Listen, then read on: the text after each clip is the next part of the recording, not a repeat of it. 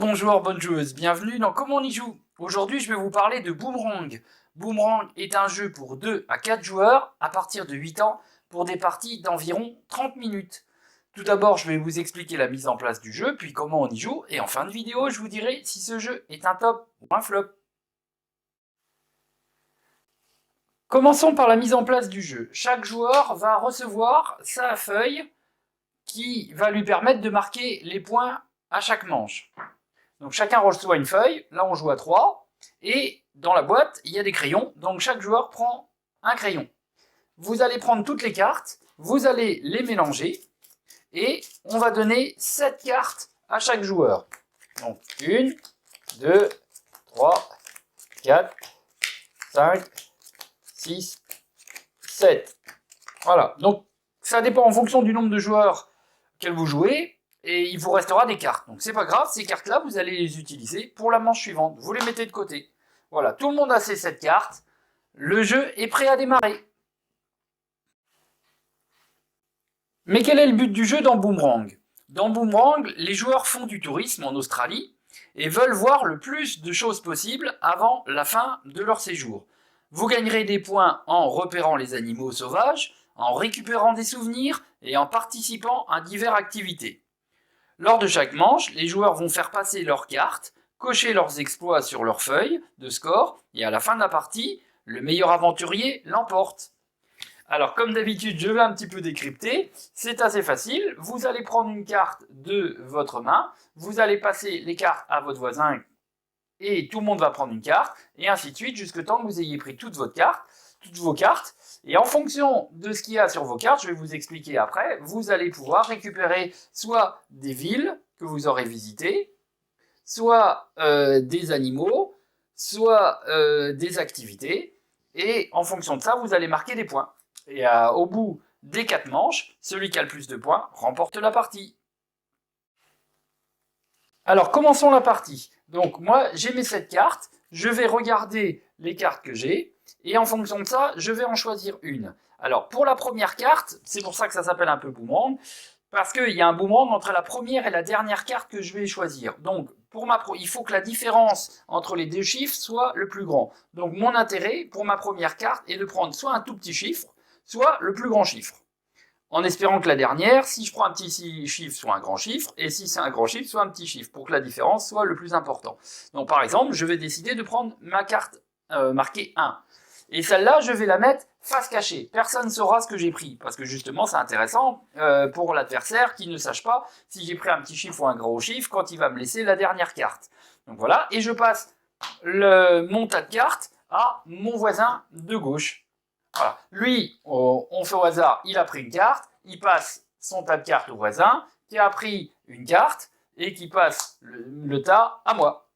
Donc, je récupère le tas de mon voisin de droite, et maintenant, parmi ces cartes, je vais en choisir une autre. Bon, imaginons que je décide de prendre, je ne sais pas, celle-là.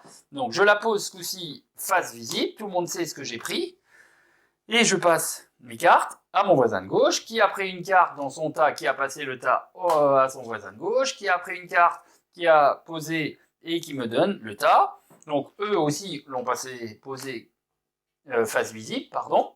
Voilà, je récupère le tas, donc maintenant il n'y a plus que 5 cartes, je regarde dans les cartes celles qui m'intéressent, peu importe, je vous expliquerai après quelles sont les cartes, je prends celle-là, je la pose face visible, je passe, et ainsi de suite. Jusque temps que j'ai pris toutes les cartes, voilà, que j'ai donc 7 cartes, et une fois que j'ai mes 7 cartes, la manche est finie. Donc, on va pouvoir compter les points. Et c'est là que je vais vous expliquer comment ça se passe. Donc, quand vous comptez les points, vous allez cocher sur votre feuille. Là, vous avez un boomerang. Donc, à la première manche, le chiffre que vous allez mettre là, ça va être la différence entre votre première carte et votre dernière. Ma dernière carte que j'ai récupérée, c'est un 3. Et ma première, là, je la retourne, et j'avais pris un 1. Donc 3 moins 1, ici, je marque 2. Puis là, ce sont tout ce qui sont les petites feuilles vertes. Alors, je vais vous montrer, sur les cartes, vous avez des feuilles, ici, marquées 2. Donc, vous allez additionner. Moi, par exemple, j'ai 3 cartes où il y en a. Voilà, donc j'ai 2 plus 3, plus 2, pardon, ça fait 4, plus 3, ça fait 7.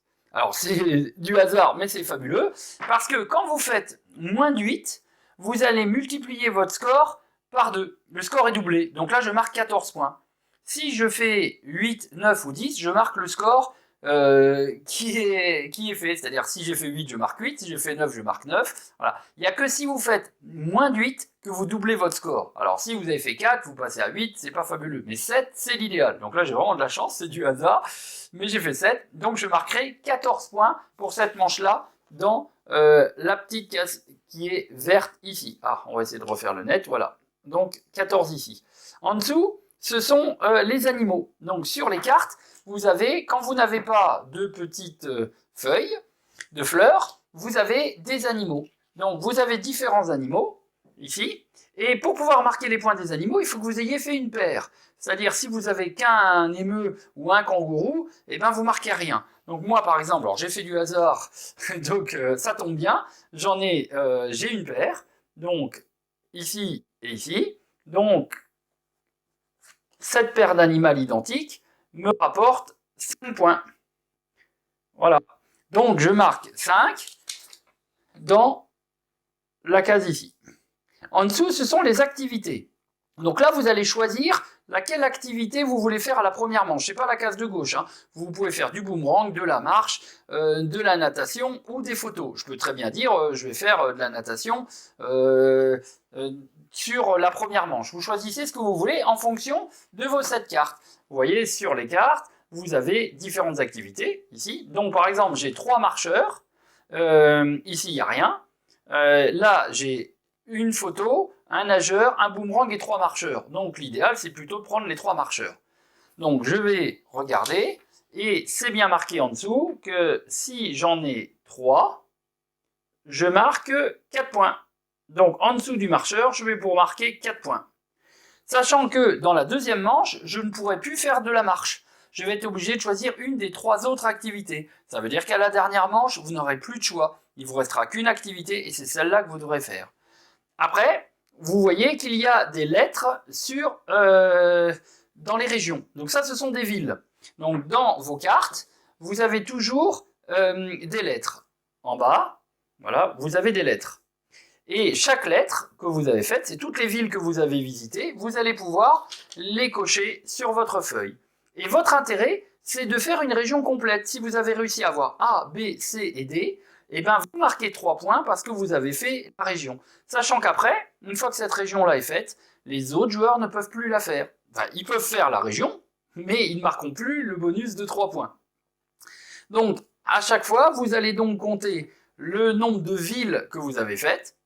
Donc, c'est toutes les villes que vous avez cochées, et le nombre de régions que vous avez réussi à avoir. Le nombre de villes, ce sont les petites épinglettes là, et le petit soleil jaune, c'est le nombre de régions que vous avez réussi à avoir. Okay, et donc, vous allez additionner le nombre de villes et le nombre de régions, et ce total se fera ici. Donc, quand vous avez fait les 4 manches, vous n'avez plus qu'à additionner tout ce qui est là. Donc ça, les villes et les régions, vous allez les cocher à chaque fois, vous marquerez les points qu'à la fin. Vous avez juste à dire, j'ai fini une région, c'est moi qui marque le bonus de 3, donc les autres savent qu'ils ne peuvent plus marquer le bonus de 3, mais ils peuvent continuer à faire les régions, parce que chaque ville vous rapporte un point quand même à la fin. Donc vous voyez, c'est pas très compliqué, c'est un jeu de draft, je prends une carte, on appelle ça du draft parce que je prends une carte, et je passe mes cartes au voisin, qui lui avait pris une carte aussi, et passe jusqu'à temps que tout le monde ait ses 7 cartes. Sachant que la première est cachée pour pas qu'on sache si vous avez pris un petit chiffre ou un grand chiffre. Par contre, les autres cartes après sont découvertes, et par exemple, vous pouvez voir que si jamais vous voyez qu'il a pris le koala qui vaut 7 points, peut-être vous allez prendre l'autre carte koala, pour pas qu'il marque les 7 points en faisant la paire. Donc à chaque fois, le dilemme, c'est est-ce que je prends plutôt une carte qui, moi, me plaît, pour pouvoir marquer des points, ou est-ce que j'empêche mon adversaire de faire des points en lui prenant l'animal qu'il veut ou la ville qu'il veut. Si par exemple vous voyez qu'il a fait A, B, C et que dans la première vous avez la carte D, vous dites ah, je vais peut-être pas lui laisser, donc je vais prendre la carte D pour pas qu'il finisse la région. Donc voilà, donc c'est peut-être que vous D vous l'aviez déjà coché, c'est pas très intéressant, mais tant pis, vous pouvez aussi l'empêcher de marquer des points. Donc c'est ça la stratégie, il y a à la fois faire ce que vous voulez, et à la fois empêcher l'adversaire de marquer des points. Voilà, vous savez à peu près tout sur Boomerang. Alors Boomerang, est-ce un top ou un flop? Alors, Boomerang, c'est ce qu'on appelle un roll and write. Alors, roll and write, à la base, c'était rouler, donc c'était plutôt avec des dés. Donc, ça serait plutôt un draft and write. Donc là, c'est avec des cartes que l'on draft. Parfois, ça ressemble aussi au bingo. On tire un numéro, on coche. Donc, ce sont des jeux, ce qu'on appelle les jeux à cocher. Donc, dans ce principe de jeu à cocher, un peu à la Welcome, que j'aime beaucoup, ce jeu-là, je l'aime bien, parce qu'il est très simple. Et le fait de drafter amène un peu de dilemme, parce qu'à chaque fois dans les cartes, vous avez vraiment beaucoup de choix possibles. Est-ce que vous prenez la carte par rapport à son numéro? Est-ce que vous prenez la carte plutôt pour l'activité? Est-ce que vous prenez la carte par rapport à l'animal que vous voulez? Ou à la lettre de la ville pour faire une région? Parfois vous allez dire, ah oui, j'ai besoin d'un marcheur. Oui, mais si je prends le marcheur, l'animal ne m'intéresse pas. Et puis la ville, je l'ai déjà. Ah ouais, donc il vaut mieux cette ville-là. Donc vous avez compris qu'à chaque fois, vous n'aurez pas sur la carte tout ce que vous désirez. Et en plus, si vous voulez prendre des cartes pour gêner votre adversaire, ça fait encore plus de questions à se poser. Donc c'est vraiment sympa tactiquement de faire le choix. Et puis vous voyez, c'est très simple à cocher sur la feuille. Vous remplissez votre feuille, vous jouez. Il n'y a vraiment pas beaucoup de règles. C'est très simple. Donc ça se joue vraiment de façon familiale. Vous prenez, vous collectionnez des cartes. Et une fois que c'est fait, vous cochez sur votre feuille. Donc comme je vous ai dit, une fois que vous avez fait la première manche, comme il reste 6 cartes, on va les mélanger, on va mélanger les autres cartes, et on va mettre les 6 cartes au-dessus, et redonner cette carte à tout le monde. Donc c'est pour ça qu'il y a des cartes qui vont revenir à la deuxième manche. Quand je vous disais peut-être la lettre D, vous l'avez déjà, c'est parce que en 4 manches, vous allez rejouer avec les mêmes cartes. Donc c'est normal, elles vont revenir, il y a des lettres que vous aurez déjà cochées, et donc c'est pour ça que parfois vous aurez peut-être déjà la ville, mais peut-être vous allez la prendre pour embêter votre adversaire. Voilà, donc ce jeu se joue très bien à 2, à 3, à 4. Là, je vous l'ai montré à 3 parce que pour bien comprendre pour les joueurs qui ne connaissent pas le phénomène de draft, comprendre que les paquets naviguent. Mais si vous jouez à 2, bah, vous repassez les paquets, il n'y a aucun souci. Nous, on joue à 2, c'est très marrant. À 4 aussi. L'intérêt, c'est que tout le monde joue en même temps, puisque vous prenez votre paquet et vous cochez quelque chose. Vous n'attendez pas que les autres jouent, donc tout le monde joue tout le temps. La partie voilà, dure 30 minutes, mais c'est même pas 30 minutes, parce que vous faites 4 manches, ça va assez vite à cocher. Voilà. Donc c'est un jeu que je vous conseille vraiment. C'est une petite boîte, un petit jeu à offrir ou à jouer en famille. Les règles sont très simples. Et moi je vous dis à bientôt pour une nouvelle vidéo de Comment on y joue.